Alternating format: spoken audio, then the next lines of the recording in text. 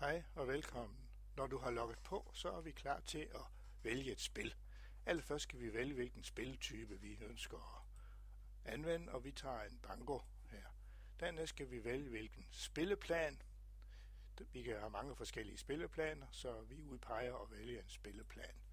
Når de to valg er gjort, er vi klar til at få tallene vist. Så vi klikker på Start-tasten, eller vi kan også trykke på Enter-tasten på tastaturet. Spillet går i gang, og tallene bliver nu råbt op i en tilfældig orden. Når der er en eller flere, der har banko, så skal vi have stoppet spillet, og enten kan vi trykke på Enter-tasten, eller vi kan klikke på Stop-tasten, og programmet det stopper. Når programmet er stoppet, så skal vi have indtastet eller scannet kontrolnummeret for den plade, hvorpå der er banko. Har man tilsluttet en ekstra skærm, så vil der på ekstra skærmen blive vist de tal, som er gået. Ud for scannernummeret indtaster eller scanner vi kontrolnummeret, og den pågældende plade bliver nu vist. Bankotallet bliver vist på rød baggrund. Har vi i spilleplanen valgt at få vist jingles og nogle billeder og noget tekst, så vil de blive vist straks, når nummeret det er tastet ind og kontrolleret. Igen har vi valgt at koble en ekstra skærm på, så vil spillerens spilleplade blive vist på storskærmen. Desuden kan vi se de sidste eller forrige 3 gode numre. Vi kan også se, hvor mange tal der er gået. Og vi kan også se gevinst eller pointstørrelsen, som den pågældende spiller får. Når planen er kontrolleret, så er vi klar til at spille videre, så vi klikker på Start eller trykker på tastaturets Enter-taste, og spillet fortsætter nu. Og nu spilles der om 2 rækker. Det vil sige, at spilleren skal have 2 fulde rækker, før der igen må råbes banko på en spilleplade. På ny kan vi stoppe spillet, og vi kan indtaste et kontrolnummer. Pladen bliver vist og kontrolleret ligesom før. Og er der flere spillere, der har banko, jamen så bliver de ekstra numre selvfølgelig indtastet.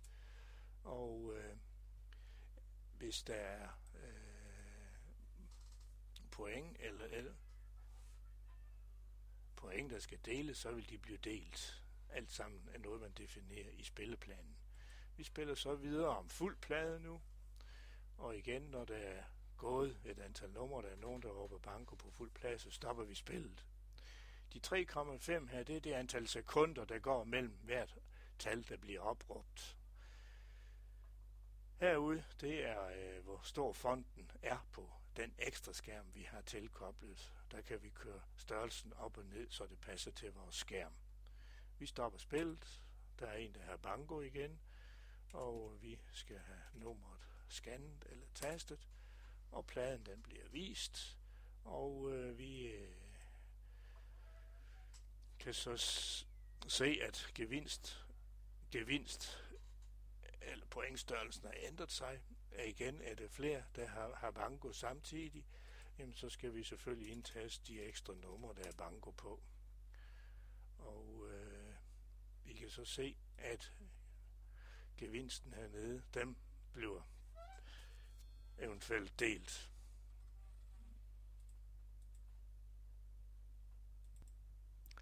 Har vi i spilleplanen angivet, at der også indgår en pulje, så vil puljen samtidig blive vist, og i det tilfælde her, hvis puljen går inden for de første 34 opråbte numre, så kommer den til udbetaling. Kommer den ikke til udbetaling, så forøges puljen. Og når alle spillerpladerne er fyldt, og der har været banko på fuld plade, jamen så starter spillet egentlig forfra igen. Medmindre man går over og vælger en anden spilletype og en anden spilleplan.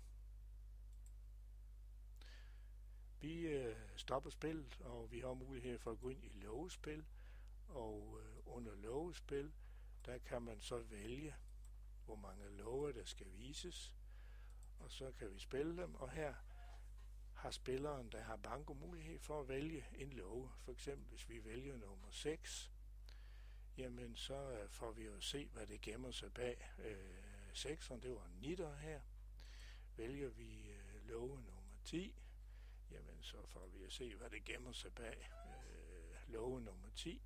Og det vil sige, at man kan vælge en række låge her, indtil man ikke har valgt flere. Klikker vi herovre i billedet, når vi er færdige med lågene, jamen så vil det være sådan, at på storskærmen, der får vi vist indholdet bag lågerne, så vi kan se, hvad der i øvrigt gemmer sig bag lågerne. Og ellers så kan vi bare starte og køre videre igen. Det vil sige, at lågespil kan du vælge midt i det hele, eller hvornår du nu har lyst til det. Jamen, tak for denne gang. Nu har du fået sådan en lille introduktion, og håber du kan komme videre. Som du også ser i billedet, er der jo en række forskellige indstillingsmuligheder, og alle sammen noget, du kan klikke fra eller til. De fleste kan vælges over i spilleplanen. Det var lidt omkring bankospillet i denne omgang.